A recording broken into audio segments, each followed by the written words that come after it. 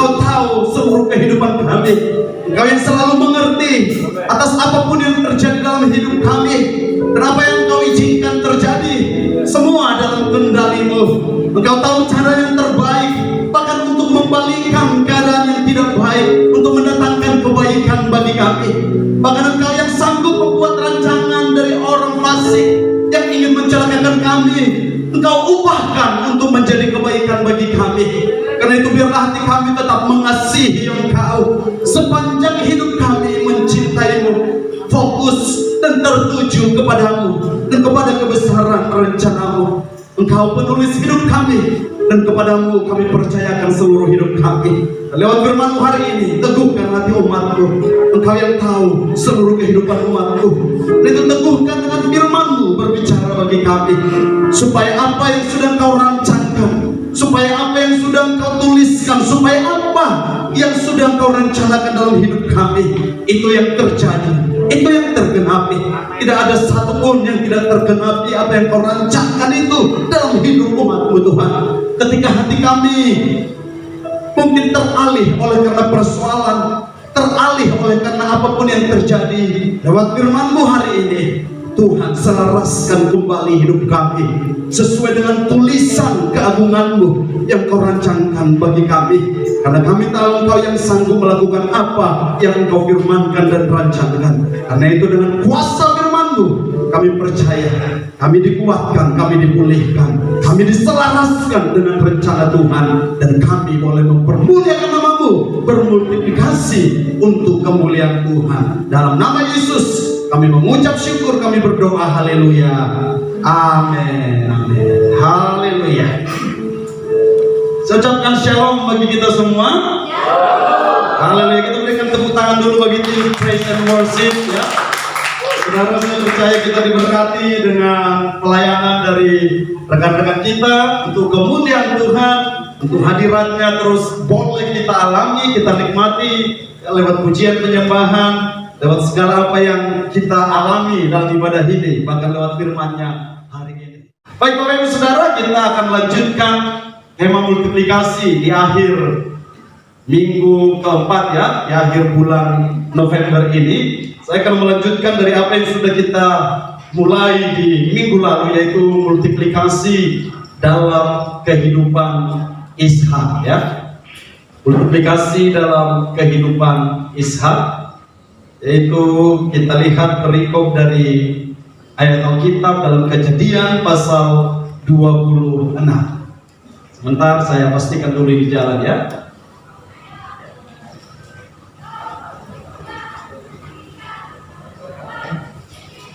Atau mungkin apakah habis baterai, ya.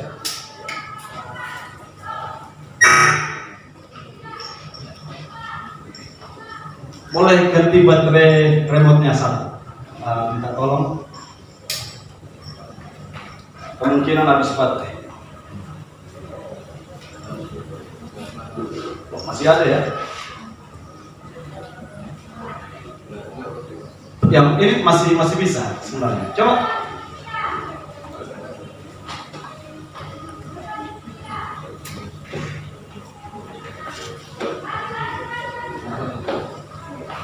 Sudah tercolokkah USB-nya?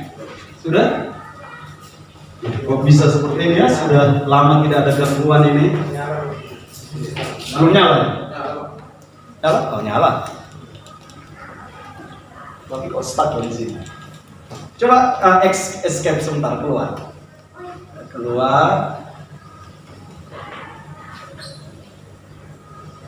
Escape di keyboardnya, atau keluar dari presentasi.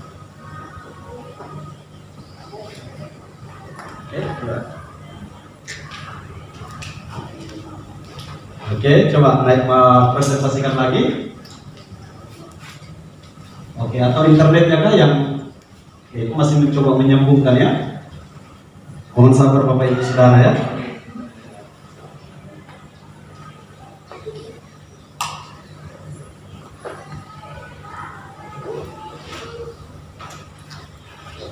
Oke, kayaknya sudah tersambungkan, ya. Baik. Oke, ya, terima kasih, ya. Mohon maaf ada gangguan, ya.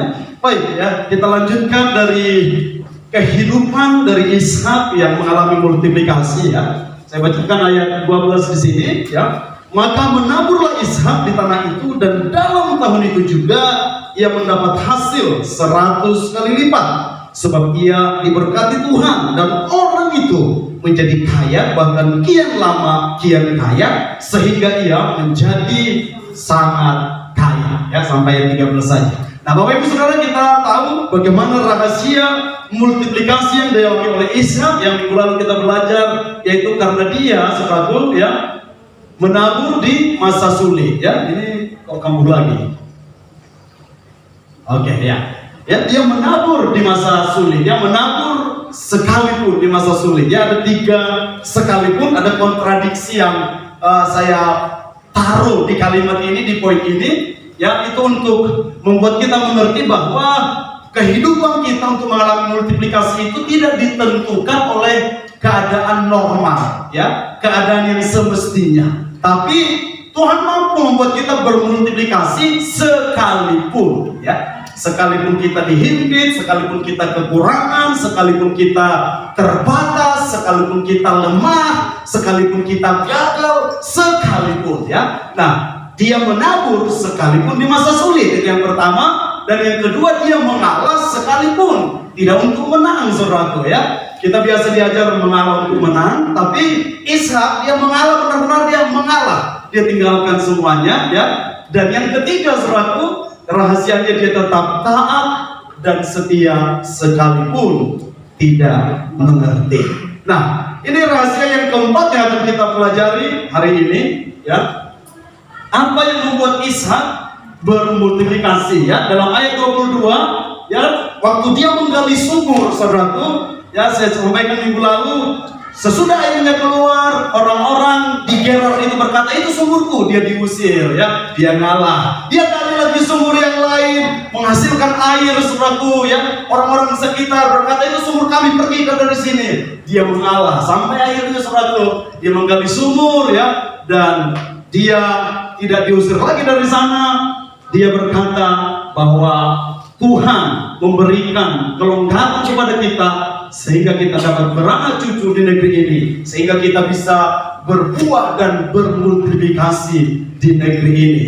Nah, rahasia yang keempat, saudaraku, multiplikasi dalam kehidupan Ishak kita akan lihat dalam ayat selanjutnya di pasal 26 ini, yaitu di ayat yang ke-23, saudaraku ya. Kita akan baca bersama-sama ayat 23 sampai dengan ayat 31 ya. Kita baca bergantian. Saya rindu saudara boleh baca bergantian, boleh buka di Alkitab saudara, boleh lihat di layar LCD kita ya, di layar multimedia kita ya.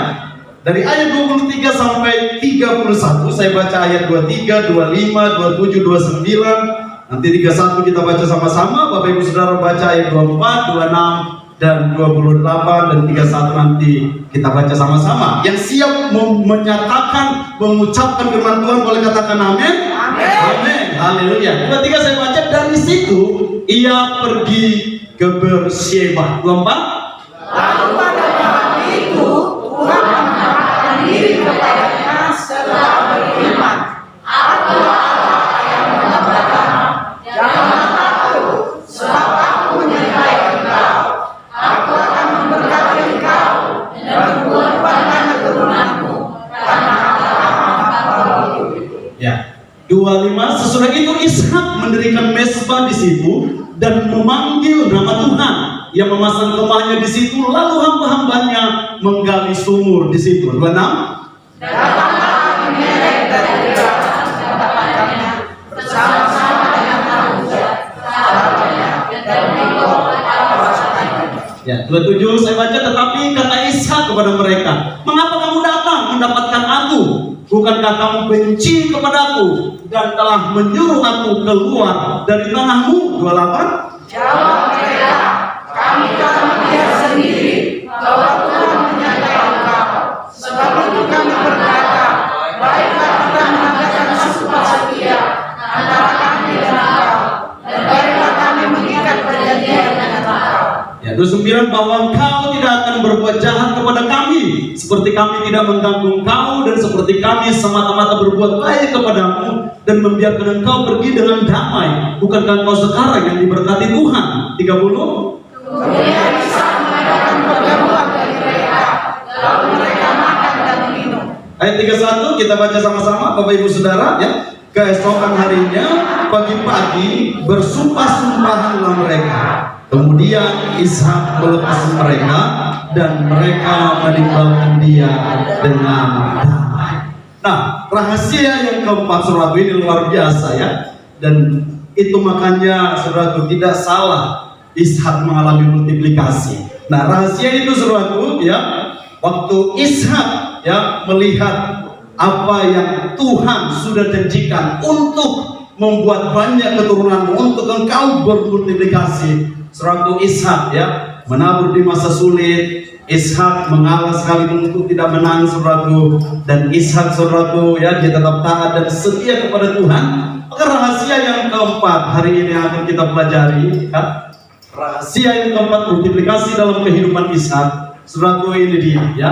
Ishak memiliki hati yang selalu mengampuni dan mengasihi ya.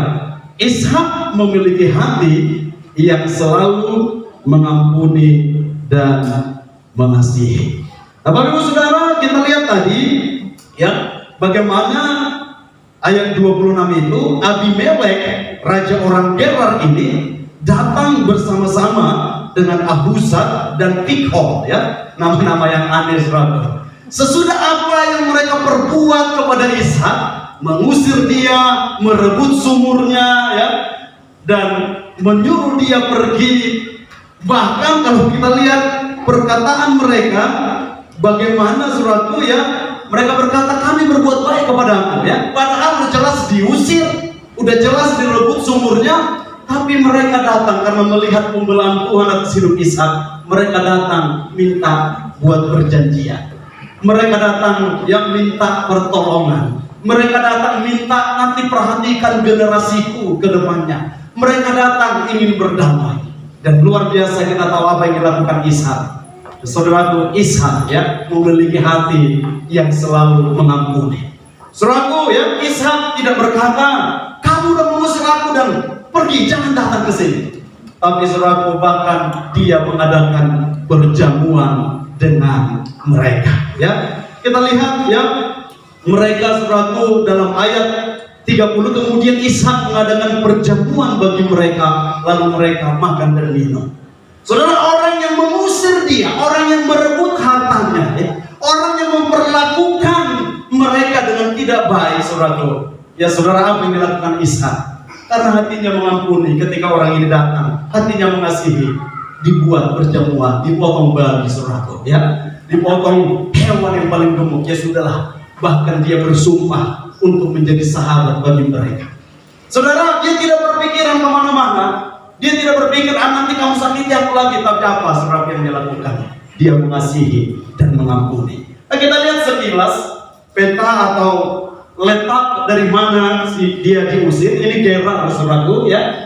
Dan di Gerar ini ketika dia diusir, dia di lembah ini.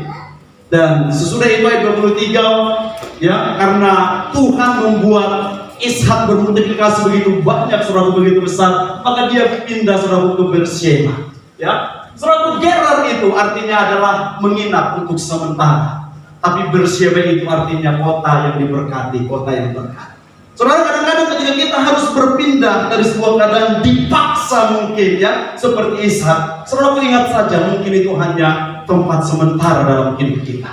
Mungkin itu sesuatu hal yang sementara dan move on, tetap mengasihi, mengampuni ya. Saudara, segala sesuatu yang menyakitkan itu hanya tempat sementara. Amin.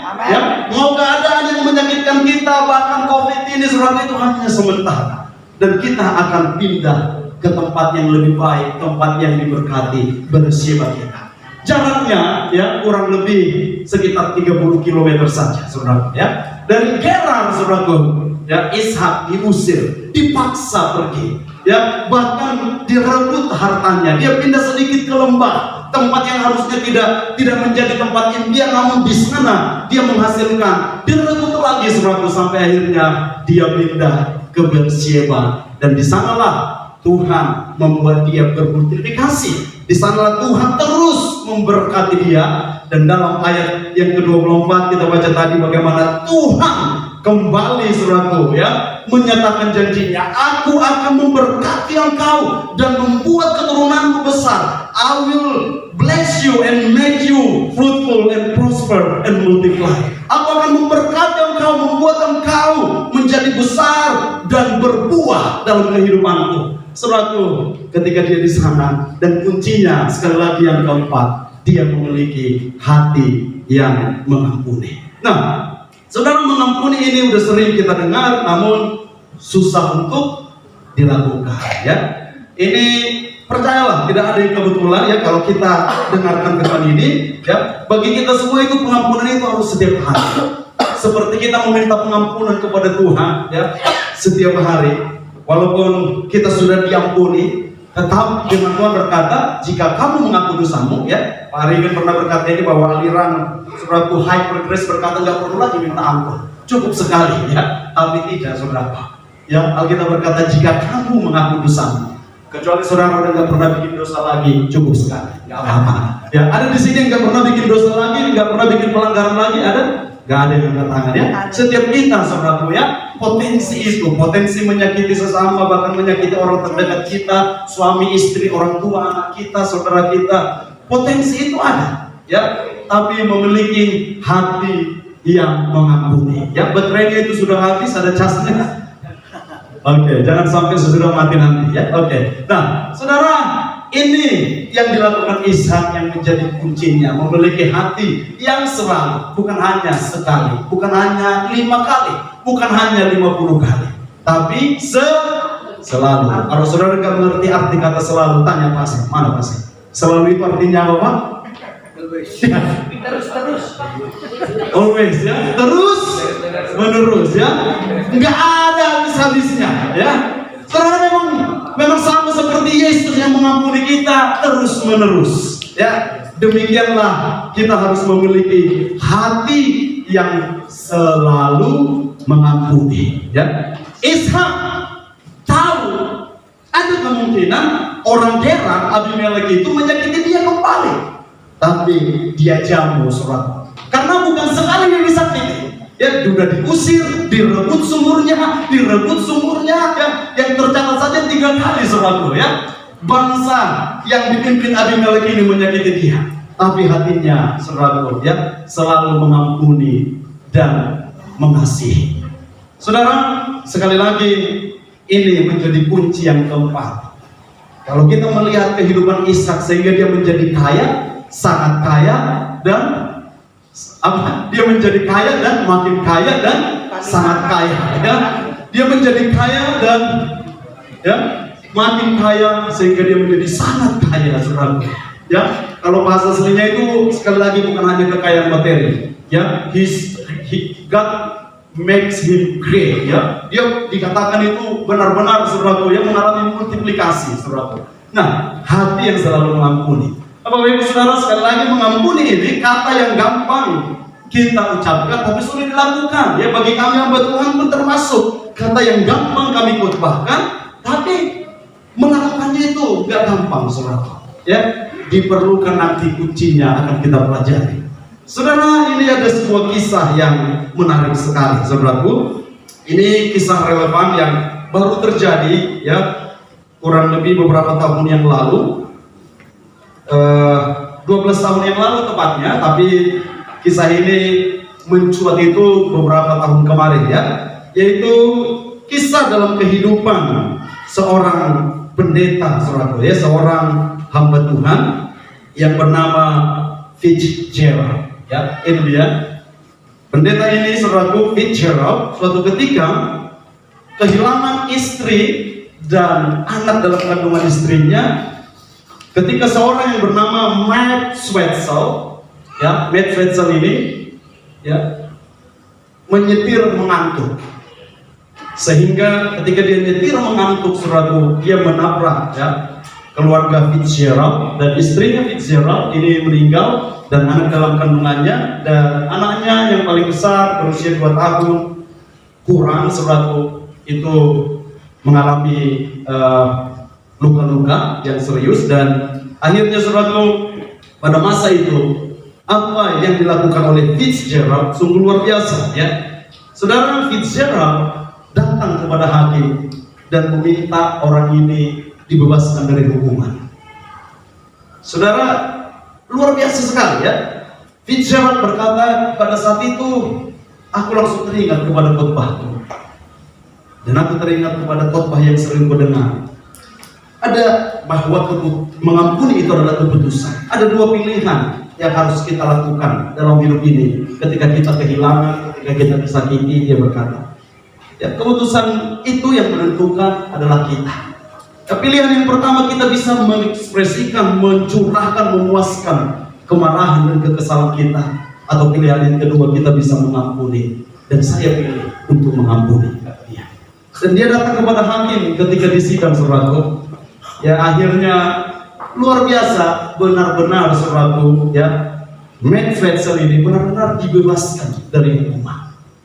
Ya, dia cuma dihukum community service dan tahanan kota. Dan 2 tahun kemudian ini yang menarik, ya, mereka ketemu, dan sampai akhirnya kenapa ini menjadi viral sekarang ini saudaraku, ya, mereka udah kayak brother. Bahkan mereka berkata, kami lebih dekat daripada saudara. Karena apa, saudaraku? Pengampunan yang dia berikan. Dan Matt Fetzel berkata, saudaraku, itu mengubahkan hidupnya. Yang dahulunya dia tidak mengenal Tuhan, akhirnya dia berkata, aku bertumbuh dalam iman dan aku percaya pengampunan itu ada. Dia berpikir dulu pengampunan itu harus ditebus dengan hukuman. Namun ketika dia mengalami sendiri pengampunan itu, ya, dia berkata, aku sekarang percaya bahwa kematian Yesus itu menggantikan hukuman manusia, sehingga manusia tidak perlu dihukum. Saudara, apa yang dilakukan oleh Fitzgerald itu membuat dia tidak perlu dihukum dengan hukuman yang semestinya. Tapi karena hukum harus ditegakkan, saudara, makanya dia community service dan tahanan kota. Dan sekarang mereka benar-benar menjadi brothers, menjadi saudara, ya. Dan kisah mereka, ya, akhirnya belakangan ini saudaraku itu menjadi mencuat, menjadi viral, yaitu di majalah People. Itu majalah People itu majalah umum di Amerika, dan juga di harian Todays.com atau harian Todays, surat kabar biasa. Saudaraku, bahkan di mana-mana saudaraku orang membicarakan apa yang mereka lakukan. Dan Fitzgerald, ya, bisa mengampuni saudaraku, ya, memiliki hati yang mengampuni, ya, tentu bukan karena kekuatannya, tapi karena kekuatan Kristus. Dan dia ambil pilihan itu. Nah, Bapak Ibu Saudara, kembali kepada Isa, ya. Ada banyak kisah yang kalau kita lihat sebenarnya, bahkan kalau saudara Google kisah-kisah pengampunan yang luar biasa mengagumkan, saudara akan banyak ketemu sekali, ya, kisah-kisah pengampunan yang luar biasa. Tapi saudaraku, ada yang lebih luar biasa lagi, yaitu kisah dari saudara ketika saudara memutuskan untuk mengampuni, ya. Dan pengampunan itu bukan berbicara besar kecilnya persoalan yang kita hadapi, tapi tiap saat hati harus selalu lapang mengampuni dan mengasihi selalu. Karena apa, saudara? Kita lihat dalam kehidupan Isa, ya, yang diperlakukan dengan tidak baik, diusir, direbut hartanya, ya, diperlakukan dengan kasar, tapi akhirnya apa? Dia tetap mengampuni. Bahkan dikatakan tadi dia melakukan jamuan, ya. Dia motong, saudaraku, ya, menyeket mereka, saudaraku, ya, dengan orang yang menyakiti dia. Dan Fitzgerald kita lihat dalam kehidupan yang sekarang, dan saya percaya dalam kehidupan setiap kita, saudara, Tuhan pasti memampukan kita untuk memiliki hati yang selalu mengampuni dan mengasihi. Nah, kuncinya sekali lagi, saudaraku, ya, memiliki hati yang selalu mengampuni dan mengasihi, maka multiplikasi itu ada, ya. Maka Tuhan berikan pelipat gandaan kepada kita, ya. Kemudian Ishak mengadakan perjamuan bagi mereka, lalu mereka makan dan minum, mereka berpesta. Ishak memilih berpesta dengan musuhnya daripada hanya sekedar tetap bermusuhan, ya. Mungkin saudara berkata, ya, tapi kami beda, aku beda, misalnya, musuhku nggak datang kepada saudaraku, ya. Fitzgerald mengampuni bukan karena Matt Fetzel datang kepada dia minta ampun. Karena apa? Pengampunan itu berbicara kita, bukan orang lain, ya. Dan kadang-kadang dengan kerampuhan hati kita, kadang bahkan ya orang yang tidak bermaksud menyakiti kita, tapi kadang kita bisa tersakiti, saudara. Dan yang rugi kita karena orang ini nggak pernah merasa menyakiti kita. Suatu ketika saya di WA seseorang dan berkata, aku melepaskan pengampunan kepada, saya kaget, saya nggak pernah merasa menyakiti dia. Dan ternyata lama dipendam dia, saudara, dia sakit hati kepada saya. Ya, dan saya berpikir nggak pernah, saudara, menurut saya, ya. Tapi dia ternyata terbelenggu selama ini dengan apa yang pernah saya katakan atau perbuat yang ternyata menyakiti dia. Tapi yang rugi siapa, saudara? Ya, yang rugi adalah dia. Tapi waktu dia katakan aku melepaskan pengampunan, saya bersyukur, saudara, ya. Dan dalam arti, ya, saya bersyukur karena dia terbebas. Dan ya, saya berkata, aduh, saya minta maaf kalau ternyata saya pernah menyakiti. Ya, saudara, yang mungkin kita kadang-kadang tersakiti, mungkin orang lain itu maksudnya nggak menyakiti, tapi ketika kita tersakiti, sekali lagi keputusannya di kita. Hati harus selalu mengampuni dan mengasihi. Memang hati kita ini, saudara, bukan terbuat dari baja, bahkan banyaknya dari kaca, ya. Gampang, saudara, pecah, fragile. Apa bahasa ya, fragile apa bahasa Indonesianya? Rapuh, ya. Hati kita itu rapuh, ya. Nggak semua memang serapuh saya, ya. Mungkin ada yang sekuat hati pasien, ya, dibawa bercanda semua, ya.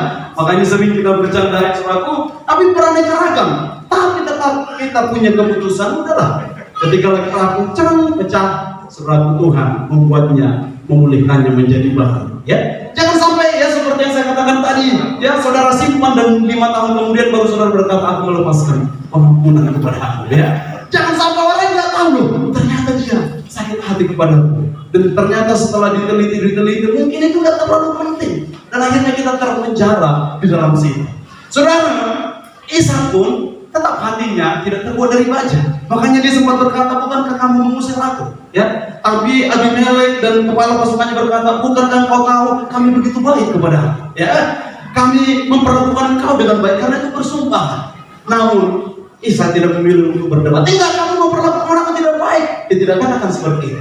Tapi dia katakan, baiklah, kita berkawan. Mari kita mengadakan perjamuan. Saudaraku, pilih untuk memiliki hati yang selalu mengampuni dan mengasihi, ya. Nah, kita akan belajar, saudaraku, ya, bagaimana, ya, supaya kita memiliki hati yang selalu mengampuni dan mengasihi. Karena kan kuncinya di sini, ya kan, kita tahu memang kita harus mengampuni. Tapi dari kehidupan Ishak ini saya ingin mengajak saudara untuk melihat kenapa dia bisa memiliki hati yang selalu, ya, mengampuni dan mengasihi. Dan doa saya kita lakukan ini dalam kehidupan kita, ya kan? Karena udah ketemu ternyata kuncinya, ya. Hari ini saudara nggak diajarkan hanya saudara berkata ampunilah, tapi kita akan lihat dalam kehidupan seseorang kenapa dia bisa mengampuni dan selalu mengasihi. Saudara, ketika saya belajar ini, saya pelajari kisah ini, saya pelajari ayat ini, saudara, saya cukup bersyukur kepada Tuhan. Nah, kunci yang pertama, saudara, kenapa Ishak mampu memiliki hati yang selalu mengampuni dan mengasihi? Ternyata, saudara, ya, dia selalu membangun mezbah. Saudara, dia menjadi pribadi yang mau membangun mezbah, ya. Mari lihat ayat 25 bagian A.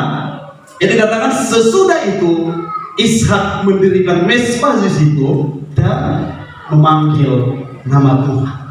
Dan kita lihat dalam kehidupannya setiap kali dia ada dalam sesuatu hal, saudara-saudara ketemukan dia membangun mezbah. Ya, Ishak membangun mezbah, membangun relasi pribadi dengan Tuhan. Ya, ini kuncinya, makanya hatinya mampu untuk mengampuni dan mengasihi.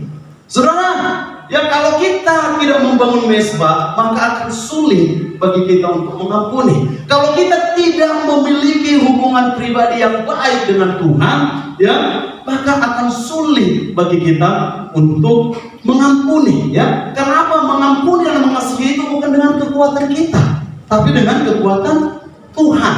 Sehingga ketika sumbernya itu, saudara, kita nggak tertancap, nggak terhubung, dia di dalam kita dan kita di dalam dia seperti lagu tadi, maka kekuatan kita akan terbatas untuk mengampuni. Mungkin gak kebetulan tadi laptopnya habis baterai. Ya habis daya, ya habis daya. Terima kasih Mas Em ya. Baterainya masih di situ ya. Dayanya yang habis ya. Saudara mungkin sama seperti kita, kalau kita tidak terkoneksi, ya mungkin tadi langsung dicolok ya, dibantu paten tahu ya, karena colokan di sana udah habis ya. Tempat untuk mencolok udah habis 100. Ya, saudara, kalau kita dengan daya kita untuk mengampuni, dayanya dari kita sumbernya ya, maka itu akan habis. Memang daya kita berbeda-beda untuk bisa mengampuni. Kalau daya kita, ada orang yang kita mungkin sangat baik dari kecil, udah biasa berbuat baik, udah biasa disakiti, mungkin bisa mengampuni. Tapi kalau kekuatan kita, dayanya itu akan habis. Tapi ada kita yang dari kecil udah biasa merampok dan menganiaya teman-teman kecil kita, sulit bagi kita mengampuni karena dengan daya kita. Tapi mau kita dari kecil baik atau tidak baik, waktu kita bisa terkoneksi dengan sumber daya itu, sumber kekuatan itu, maka kita akan mampu mengampuni.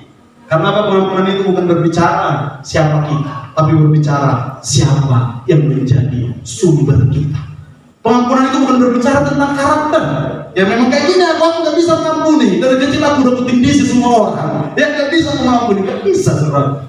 Ya, kalau saudara terkoneksi dengan Tuhan, saudara berkata, memang kalau dari kecil aku kayak gini, harusnya aku nggak bisa mengampuni. Tapi kok bisa ya? Karena apa? Saudara membangun mesbah, saudara membangun hubungan dengan Tuhan. Itu kuncinya. Kenapa Ishak mampu mengampuni? Makanya saya pernah katakan, ya, kalau saudara ingin mengampuni paling simpel, bawa orang itu dalam doa.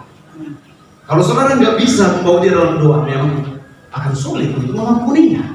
Ya, tapi waktu bawa dalam doa, siapa yang menyakiti saudara? Ya, ada kisah pengampunan saya baca tadi, dia sakit hati kepada mamanya karena mamanya itu membesarkan dia dengan menganiaya dia terus, sehingga akhirnya ketika dia remaja, mamanya kena stroke, saudara. Tapi apa yang dilakukan anak gadis ini, saudara? Dia rawat mamanya yang stroke, dia tidak bisa ngapa-ngapain lagi. Ya, padahal saudaraku, ketika dia dianiaya mamanya, dia menjadi pribadi yang sangat kasar di rumah. Karena dia aniaya mamanya terus. Tapi ketika dia ketemu Yesus dan tiba-tiba mamanya ini stroke, saudara, dia memiliki hati yang mampu mengampuni dan mengasihi. Dan dia berkata, kalau aku tidak ketemu dengan Tuhan Yesus yang mengampuni dan mengasihi aku tidak bisa melakukan ini. Udah mau tinggal mamaku ini. Tapi saudara, dia benar-benar melakukannya. Itu kisah benar-benar nyata, saudara. Ya, saudara, karena apa? Waktu kita bertemu, tersambung kepada sumber itu, maka daya kita tidak akan terbatas. Ya, karena sumber daya yang menyalurkan daya untuk memiliki hati yang selalu bisa mengampuni dan mengasihi, itu sumber dayanya tidak terbatas. Bahkan dengan besarnya dosa manusia, dia tetap bisa mengampuni. Dia tetap datang ke dunia untuk menebus kita. Dengan menjijikannya cawan dosa kita, dia tetap berkata, kehendak menjadi Bapa, dan dia minum cawan itu. Walaupun dia bergumul di Taman Getsemani, dia berkata, jikalau bisa Bapa, biarlah cawan itu berlalu daripadaku. Karena dia yang Maha Kudus, ya, tidak akan bisa bersatu dengan dosa, tidak akan bisa ya untuk berbuat dosa. Tapi dia tanggung, dia ambil cawan dosa kita. Sehingga saudaraku, kita tidak perlu dihukum lagi, karena hukuman itu telah diambil oleh Tuhan Yesus yang kelahirannya akan kita rayakan dalam bulan-bulan ini. Bapak Ibu Saudara, Ishak membangun mesbah. Mari bangun mesbah.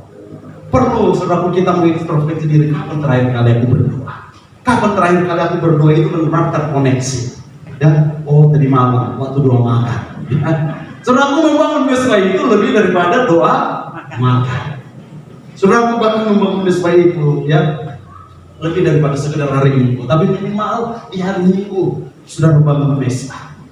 Tapi kerinduan saya kalau saudara mau terus mampu memiliki daya yang besar untuk bisa mengasihi dan mengampuni, percaya waktu saudara terkoneksi dengan Tuhan, bangun mesbah ya, dan di situ kita akan mampu saudaraku untuk melihat ya bagaimana pengampunan yang Tuhan berikan itu begitu besar dan memampukan kita untuk bisa mengampuni. Saudara, biarlah kiranya dari hari ini kita latih, kita ingatkan kembali diri kita untuk membangun mesbah. Mesbah dengan keluarga, bagi kita yang sudah berkeluarga ya, mesbah pribadi kita ya. Saudaraku, ya mari ya bangun mesbah itu. Saudara, sulit mengampuni ya. Kalau kita disakiti mungkin kita seperti orang ini, saudara ya, sulit untuk mengampuni ya. Tapi sekali lagi, apa yang harus kita lakukan, saudaraku ya? Mari periksa hubungan pribadi kita dengan Tuhan. Kalau kita berat untuk mengampuni, sekali lagi, periksa aja, langsung cek bagaimana doa hari ini dengan Tuhan. Bagaimana hubunganmu dengan Tuhan hari ini? Sebenarnya ketika saudara sulit mengampuni, ya iblis mencoba membuat itu sebenarnya untuk mengintimidasi dan membelenggu kita. Tapi ambil justru nilai baiknya. Itu menjadi alarm. Langsung kita bertanya kepada diri kita, bagaimana hubungan pribadiku dengan Tuhan hari ini? Ketika saudara merasa tersakiti, saudara merasa dijolimi, saudara merasa diperlakukan tidak baik, atau bahkan nyata saudara sakit, saudara ditipu orang, ya sesuatu diambil dari saudara, dan saudara sulit untuk mengampuni, saudara periksa hubungan pribadimu dengan Tuhan. Ya, ini menjadi alarm. Ya, mari waktu kita tahu itu, ya kita periksa dan langsung saudara, mari kita bangun mesbah pribadi kita dengan Tuhan. Ya, langsung saudara mungkin bernyanyi kepada Dia. Langsung saudara mungkin ingat kebaikannya. Ya, kalau pas di rumah langsung aja bernyanyi. Ya, langsung aja bernyanyi kan. Ya, Engkau baik Tuhan. Ya, bermazmur saudara langsung ya. Karena apa? Jangan ditunda-tunda. Ketika sulit untuk mengampuni, ketika saudara merasa disakiti, ketika saudara jelas-jelas kehilangan, ketika saudara dianiaya, bahkan ketika saudara merasakan sesuatu hal yang sesat di hati saudara, karena apapun itu, ya periksa hubungan pribadimu dengan Tuhan dan bangun mesbah pribadimu. Ya, saudaraku, memiliki hati yang selalu mengampuni dan mengasihi. Ya, bagaimana supaya bisa? Ya. Bagaimana supaya kita bisa memiliki hati yang selalu mengampuni dan mengasihi ini? Belajar dari Ishak, dia terus membangun mesbah. Dia membangun mesbah. Bahkan di tengah-tengah ketakutan saudara pun, ya, waktu kita bangun mesbah itu ada kelegaan. Makanya waktu kita merasa disakiti, bangun mesbah pasti ada ketegangan. Nah, bagaimana supaya bisa memiliki hati yang mengampuni dan mengasihi? Yang kedua adalah fokus kepada hal yang lebih besar, ya. Fokus kepada hal yang lebih besar. Karena sering sekali kita sulit mengampuni karena lebih fokus kepada hal-hal yang kecil, yang remeh-temeh istilahnya. Sebenarnya tidak terlalu penting ya. Tapi itulah kita manusia yang hatinya rapuh ini. Ya, karena sesuatu kadang perkataan, makanya kayak saya katakan tadi, ketika ada orang yang berkata kepada saya, aku melepaskan pengampunan kepadamu dan disebut nama saya dengan lengkap, saudaraku, ya, Pendeta Nasbin Sitinjak, ya, enggak apa namanya, saudaraku, benar-benar aku lepaskan pengampunan. Saudaraku, benar-benar kalau saya lihat ke belakang sangat kecil, ya, remeh-temeh itu tadi. Tapi ya, karena orang ini fokus kepada itu, saya nggak fokus ke situ, ya, dan sekali lagi ya, kadang-kadang mungkin orang enggak melihat itu sebagai perkara besar, sesuatu hal yang besar, tapi karena kita selalu fokus kepada itu, akhirnya kita tersakiti, ya. Tapi supaya saudara bisa mengampuni ketika disakiti, lupakan itu, ingat yang lebih besar. Apa maksud Tuhan di situ? Ingat kekekalan, ya. Ingat yang amanat agung Tuhan. Ingat apalagi? Ingat kemuliaan Tuhan. Ya, bukan hanya yang kecil, saudara. Sebab hidup kita bukan hanya berbicara makanan dan minuman, ya, tapi berbicara tentang damai sejahtera, ya, sukacita, ya, itulah berbicara kerajaan Allah. Saudara, kadang kita sering terbelenggu dengan, ya, kita terbelenggu, terperangkap dalam siksaan ketidakmampuan untuk mengampuni karena lebih berfokus kepada hal-hal kecil, ya, yaitu tentang diri kita, kesenangan kita, perasaan kita, kepuasan kita, ya, dan kita lupa pada kedaulatan Tuhan dan kemampuannya untuk mengubah segala sesuatu untuk mendatangkan kebaikan. Waktu kita fokus kepada kesenangan kita, diri kita, perasaan kita, kepuasan kita, kita lupa kepada kedaulatan Tuhan dan kemampuannya yang bahkan mampu mengubah rencana jahat seperti apa yang dalam kehidupan keluarga Yusuf, yang dilakukan kepada Yusuf, diubah untuk kebaikan. Karena saudara, kita nggak bisa fokus kepada dua hal. Namanya fokus itu kepada satu hal. Dan nggak bisa kita fokus kepada persoalan kita dan sementara kita juga fokus kepada Tuhan. Kalau sampai itu terjadi ya, saudaraku, pasti ya ada yang bikin kita fokuskan. Ya kalau kita makin khawatir berarti yang kita fokuskan adalah tentang diri kita, persoalan kita. Saudara, kalau saudara mampu, yang mau untuk mampu mengampuni dan mengasihi, fokus kepada apa yang lebih besar.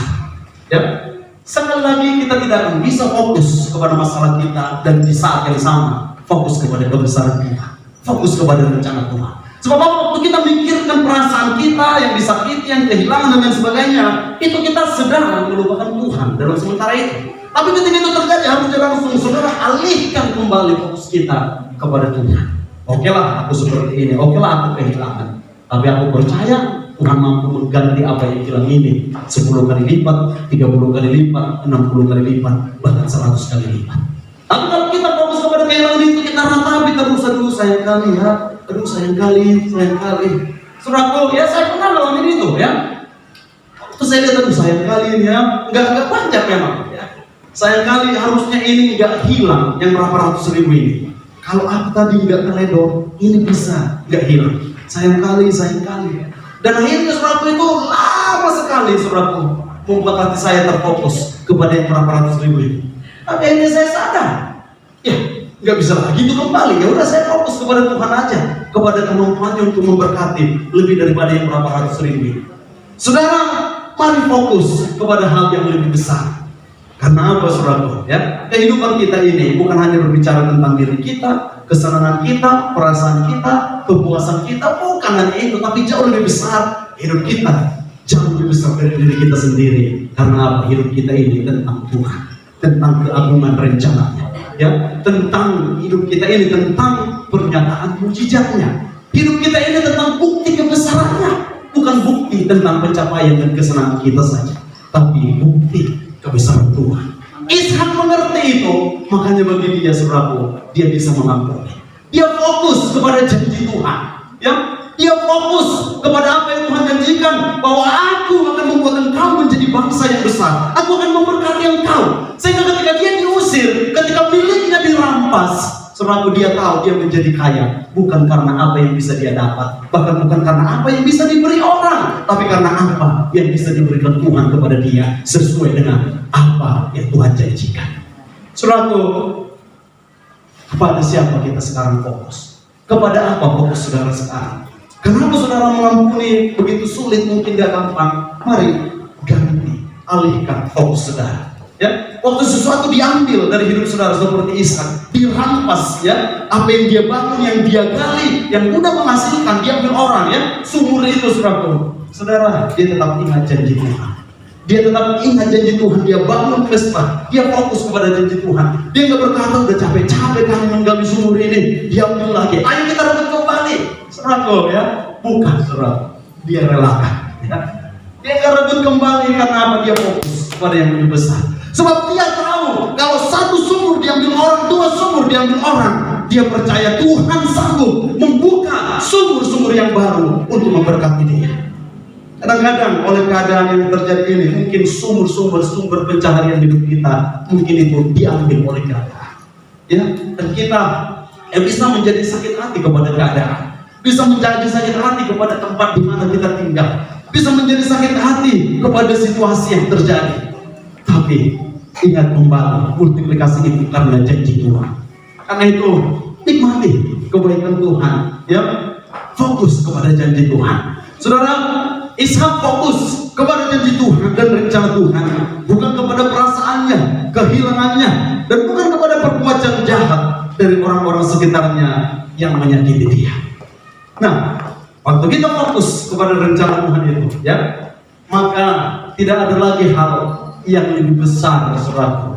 Ya, maka perasaan kita nggak akan menjadi lebih besar lagi.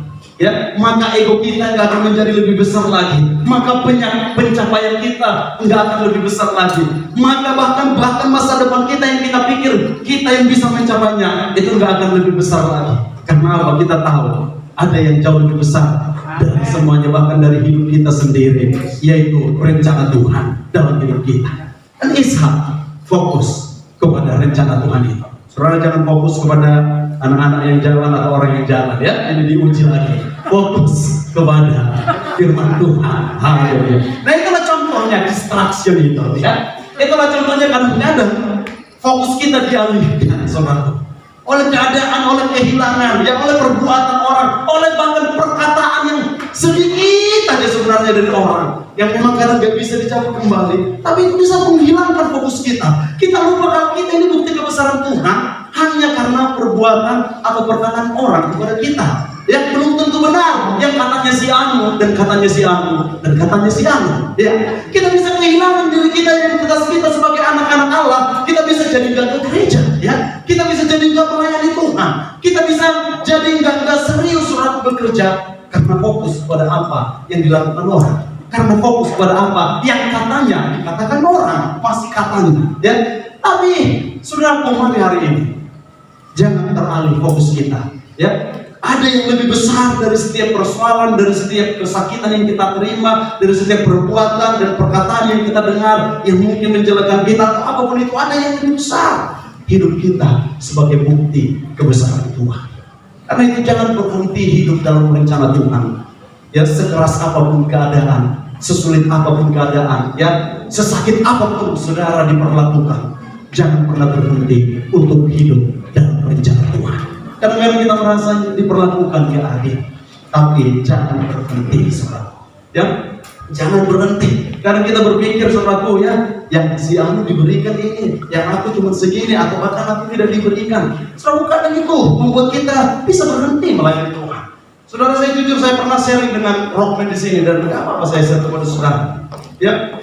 Kita udah dari awal saya merintis di sini, ya. Saya sudah dijanjikan, bahkan sudah ditelepon dan dijanjikan untuk gereja kita di Bandung dari pusat.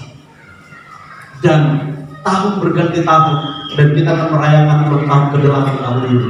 Saudara, 5 kali saya buat surat, buat proposal, tapi sampai sekarang belum pernah cair kembali. Minjam pernah, pertama, oke, dikasih bukan dipinjam. Dan ketika saya nagih kok belum ditransfer, oh ada keputusan baru. Ya, ada keputusan baru, nggak boleh lagi dikasih dana misi, hanya boleh dipinjam. Oh, kalau gitu saya minjam boleh buat surat. Ini surat kedua, saya buat surat. Oh, ada keputusan baru, nggak boleh jumlahnya sebanyak itu. Sekarang udah dibatasi hanya 100 juta. Saya buat surat lagi, surat disuruh. Dan dia cari suratnya buat berdasarkan surat saya, mengenai surat saya nomor sekian, maka saya mengajukan kembali. Saya buat lagi surat. Dan disuruh ngirim nomor rekening, saya kirim nomor rekening saudara. Dan singkat cerita saudaraku, ya nggak jadi juga saudaraku. Dan akhirnya saya disuruh lagi buat surat. Pinjamannya berapa? Kalau segini pinjamannya, per bulan berapa sanggupnya mengembalikan? Saya buat.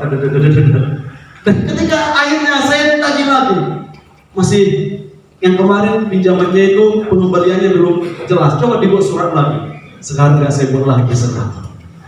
Dan saya bukan bermaksud menjelekkan di sini, ya, karena apa? Saya mengerti bahwa penolong kita itu bukan organisasi. Saudara, kita nggak bisa bersandar kepada manusia, dan saya tidak ada sakit hati kepada pimpinan saya atau orang-orang di pusat atau orang-orang misi, ya. Karena apa? Kalau gereja ini sampai sekarang berdiri, ya, itu karena Tuhan yang membangun, ya. Kalau saudara ada beribadah, kita beribadah, ya, di gedung ini. Saudaraku, itu bukan karena gedung ini yang memberikan kita tempat, tapi karena Tuhan. Saudaraku, saya fokus kepada apa yang lebih besar, yaitu kita menjadi perwakilan kerajaan Kristus. Dan lebih lucunya, saya kemarin ngomong, saudaraku, ada teman kita yang 2 kali dapat pinjaman, padahal saudaraku, ya nggak tahu kenapa, gampang aja saudaraku. Ya, setiap laporan keuangan pertama saya lihat dia dapat sekian ratus juta, terus dapat lagi laporan keuangan, dapat lagi sekian ratus juta. Saudara, kalau saya fokus kepada itu, saya akan merasa dianaktirikan. Saya akan merasa diperlakukan tidak adil. Tapi jujur sampai saat ini, saudara, ya, saya tidak merasa dianaktirikan. Saya percaya kalau sudah saatnya, kalau mau itu jalan Tuhan, ya Tuhan akan tentukan, Tuhan akan berikan. Karena saya alami kadang-kadang bahkan ketika kita minta tolong kepada orang dan orang itu nolong, kadang-kadang pertolongannya itu justru membuat kita susah di kemudian hari. Ya, Dan kadang-kadang ketika dia tidak menolong kita, kadang-kadang itu yang terbaik bagi kita. Ketika ditolong, kadang-kadang akhirnya saudaraku, itu membuat kita terjerumus dalam susah, sehingga akhirnya ya malah kita mungkin makin susah. Karena itu apapun yang terjadi, mau saudara merasa diperlakukan dan nyata diperlakukan tidak adil menurut saudara, jangan sakit hati. Ya, fokus kepada yang lebih besar. Ishak saudaraku melihat itu. Ya, Ishak mengalami itu. Ya, diusir, diambil sumurnya. Namun apa? Dia fokus kepada yang lebih besar, yaitu janji Tuhan. Dia tahu Tuhan yang berkata akan memberkati dia dan membuat dia bermultiplikasi. Dan akhirnya dia pegang janji itu. Saudara, ada kisah menarik. Ya, kalau saudara lihat kapal ini, foto kapal ini gelap ya. Boleh dimatikan dulu sebentar ini, Pak? Sedikit aja ya. Matikan sedikit. Oke. Udah kelihatan seperti kapal ya, ini juga kapal ya. Kapal, gambar kapal apa ini kalau saudara lihat? Titanic ya, bukan Pandemic.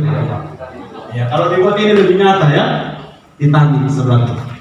Saudara, kisah yang kita dengar tentang Titanic itu sering sekali tentang kisah cinta dari siapa itu orang itu?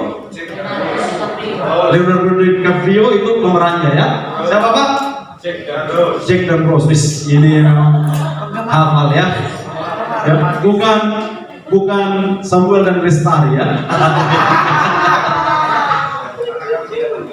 Oh, karena tidak tenggelam. Tapi kalau cintanya itu lebih lengket ya Pak ya. Lebih lengket dari Jack and Rose. Ya. Saudara, kalau kita dengar kisah ini, kita fokus kepada kisah cinta Jack and Rose. Tapi tahukah saudara, ada yang lebih besar yang nyata terjadi ketika kapal Titanic ini tenggelam. Dan ini jarang diketahui orang, ya, yaitu kisah John Harper.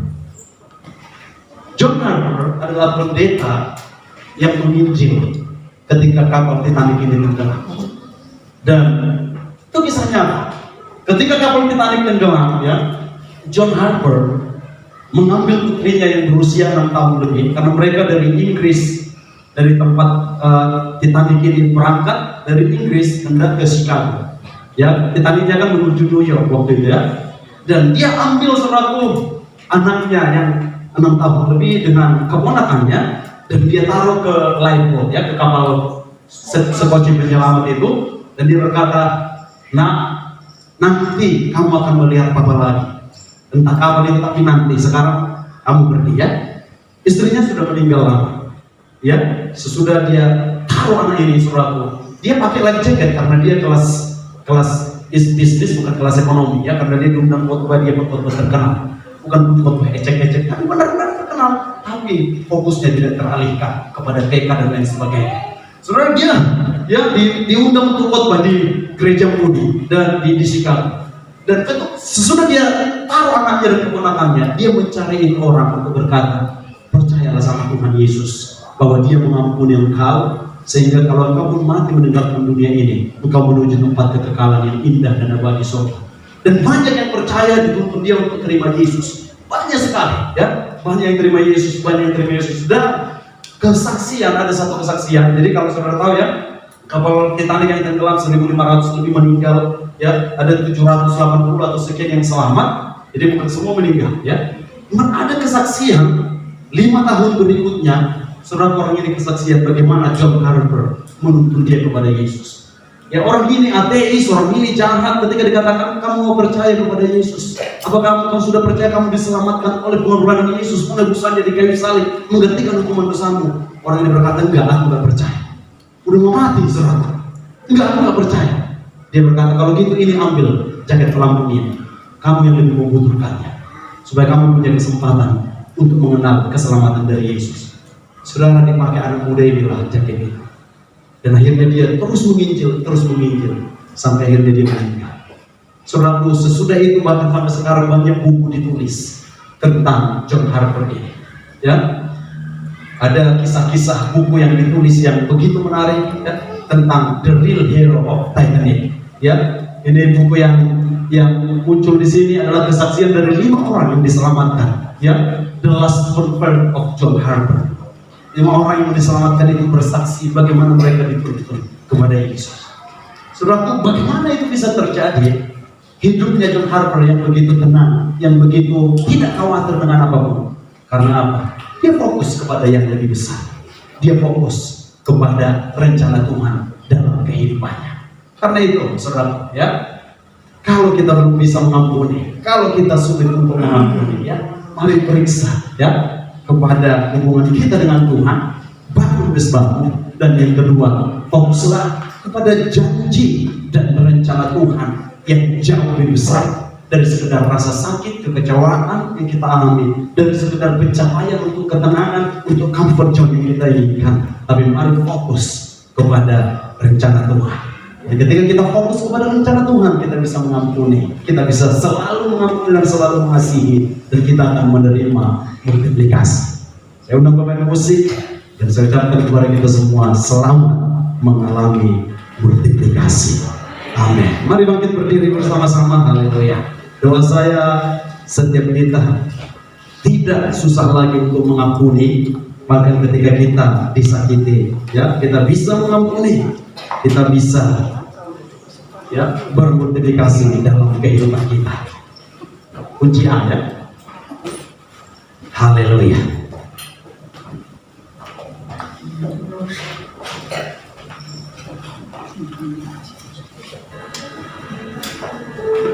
Terima kasih Tuhan untuk kebaikan-Mu dalam hidup kami. Terima kasih untuk pertolongan-Mu Tuhan. Terima kasih untuk janji-janji-Mu dan rencana-Mu yang jauh lebih besar dari apapun yang terjadi dalam hidup kami.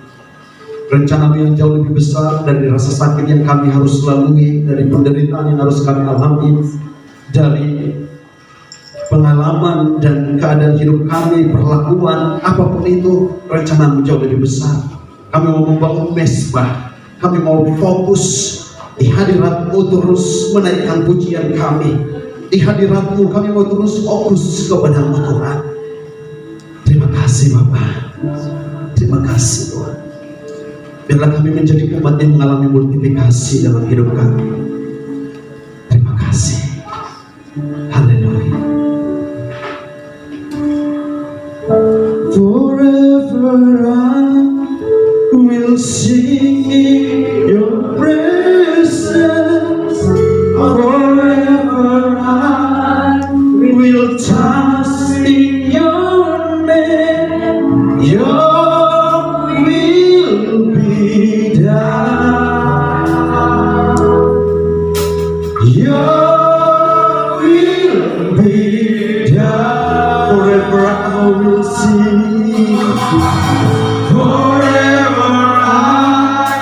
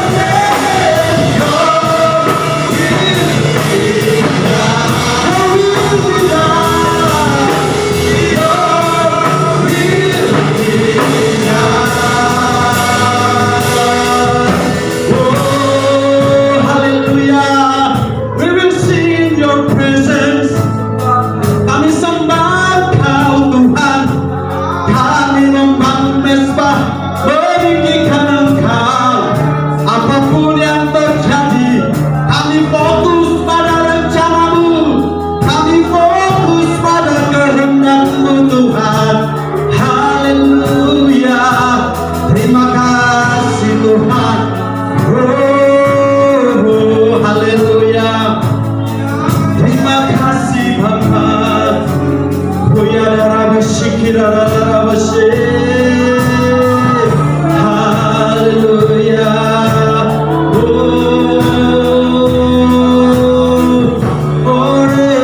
I will sing in your presence. Forever I will trust in your name. Your will be done. Your will be done. Tuhan berhormatmu, boleh terus membangun mesbah, boleh terus bernyanyi menghadapi masa-masa suka, menghadapi perlakuan yang kita enak, dan kami boleh memiliki hati yang selalu mengampuni. Bahkan ketika ada sesuatu yang diambil dalam hidup kami, kami tahu tidak ada yang bisa mengambil damai sejahtera dan ketenangan yang datang daripada Aku. Tidak ada yang bisa mengambil sukacita yang datang daripada Aku. Kalau kami terus fokus membangun hubungan dengan Engkau dan percaya kepada kuasa nama-Mu Tuhan. Karena itu hari ini penuhi umat-Mu, penuhi kami dengan kuasa Roh-Mu. Kehendak-Mu yang jadi dalam hidup kami. We will trust in your name. We will trust in your power. Kami percaya akan kuasa-Mu. Kami percaya Engkau akan sanggup menolong dan menjaga kami.